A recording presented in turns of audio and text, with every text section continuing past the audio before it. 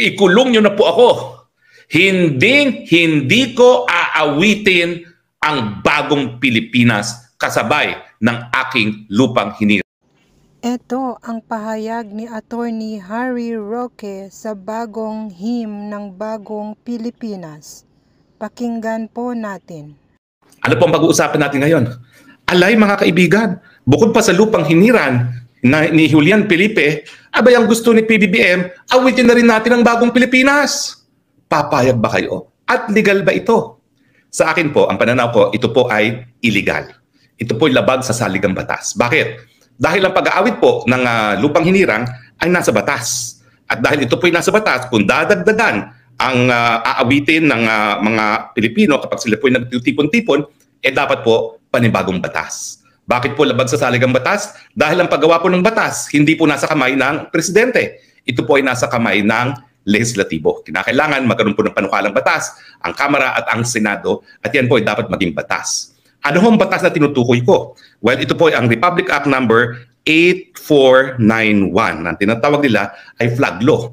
Ang nakasaad po dito sa batang ito ay kinakailangan lahat ng pampublikong pagtitipon, awiting ang lupang hinirang.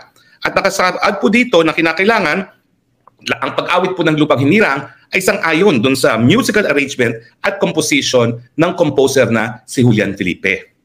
So, ibig sabihin po, dalawang linalaman ng batas. Yung pag-aawit ng lupang hinirang sa lahat ng pampublikong pagtitipon at sang-ayon doon sa komposisyon ni Julian Felipe. Ang tanong, yung bagong Pilipinas ba ay inawit o sinulat ni Julian Felipe? Hindi po. Isa lang yung awit na binabanggit ng batas na RA 8491, yung lupang hinirang. Hindi po yan po pwedeng dagdagan. At hindi po pwede yung pamamaraan ng pag-awit kung hindi po maamendahan ang batas.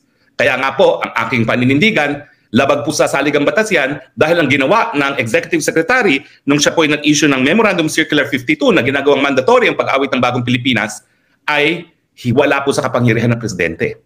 Ang Presidente po nagpapatupad lamang ng batas, pero ang batas, Kongreso po ang gumagawa. Malinaw po sana yan. So makikita po natin na ito'y illegal, ito po'y labag sa saligang batas. Pero ang pinaka-importante, bakit ba kasi isinibatas pa yung pag-aawit ng lupang hinirang at saka yung pamamaraan ng sinuri po ang lirika at nagkaroon ng desisyon ng Kongreso na dapat isa puso at isa isip ng lahat ng mga Pilipino yung lirika ng awit ng lupang hinirang. Ano pong sinasabi, no?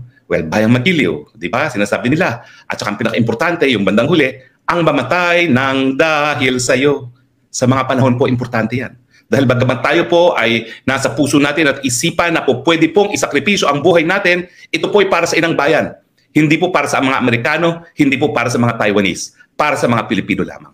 Kaya nananawagan nga po ako, hindi lang po yan sa lupang hinirang.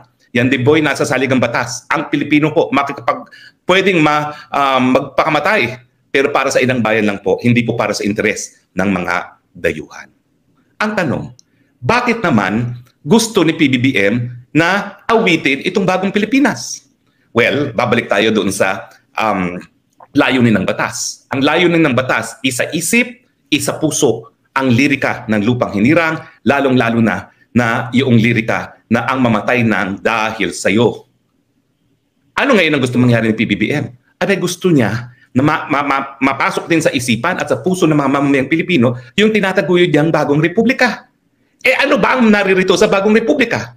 Unang-una, nawala po yung 20 pesos na kada kilo ng bigas. Yan po ang Bagong Republika. Pangalawa, pinakamatindi po ang pagkagutom sa administrasyon ni Marcos Jr. sa kasaysayan ng Pilipinas. Yan po ang Bagong Republika. Pangatlo, pinakasadsad po ang ating piso sa pandaigdigang merkado. Yan po ang Bagong Republika. Pang-apat, pinakamataas po ang inflation natin sa kasaysayan natin ngayon. Well, hindi naman po sa buong kasaysayan, pero at least sa nakalipas sigurong 15 taon hanggang 20 taon kasi ang mas mataas lang na inflation ay yung panahon ng Asian flu, ng panahon ni FDR. Yan po ang Bagong Republika. At syempre, ngayon lang po tayo nagkakaroon ng gulo at sigalot na karatig bansa na China. Yan ba ho ang nais nating ipagdiwang? Ang pagkagutom, ang kawalan ng hanap buhay, ang pagtaas ng presyo ng bilihin, at ang pangako na binalik na 20 pesos kada kilo ng bigas. Hindi po. Sa tingin ko, hindi dapat yan mapasok sa isipan at sa damdamin ng taong bayan dahil yan po ay taliwas, kabaliktaran lahat ng adhikain ng mga Pilipino na magkaroon sana ng mataas na antas na kabuhayan, magkaroon ng kapayapaan, magkaroon ng libreng edukasyon, magkaroon ng libreng panggamot, at magkaroon ng mas mabuting buhay. Nataliwas po sa nangyayari sa Republika dahil ang katunayan po, kahit kailan na ngayon, any moment now, po pwede tayong magunaw sa isang gerang nuklear dahil nga po pinayagan ng Bongbong Marcos Jr., hindi lang po ang paggamit ng ating mga base militar ng mga Amerikano para itaguyod ang kanilang interes na wala namang kinalaman ng Pilipino, kundi para rin mag-deploy ng mid-range missile launchers na naging dahilan na po kung bakit kamuntik na nagkaroon ng nuclear war sa panig ng Russia at ng Amerika. Yan ba ang dahilan kung bakit nais natin awitin ang bagong Pilipinas? Hindi po. Dahil kung ito po ang bagong republika, Presidente Bongbong Marcos Jr., nais ko pong bumalik sa lumang republika. Ayaw ko po sa bagong republika. Kayo ba? Gusto niyo ba itong bagong republika na ito? Na pati ang mga simbahan linulusob na parang may gera? Na ang mga Chino, lahat sinasabihan, sila yung mga ahente ng China at kulang na lang, pagalitin talaga ang taong bayan para sa mga Chino? Ayaw ko po ng bagong republika. Kaya ikulong niyo na po ako. Hindi ko aawitin ang bagong Pilipinas kasabay ng aking lupang hinirang.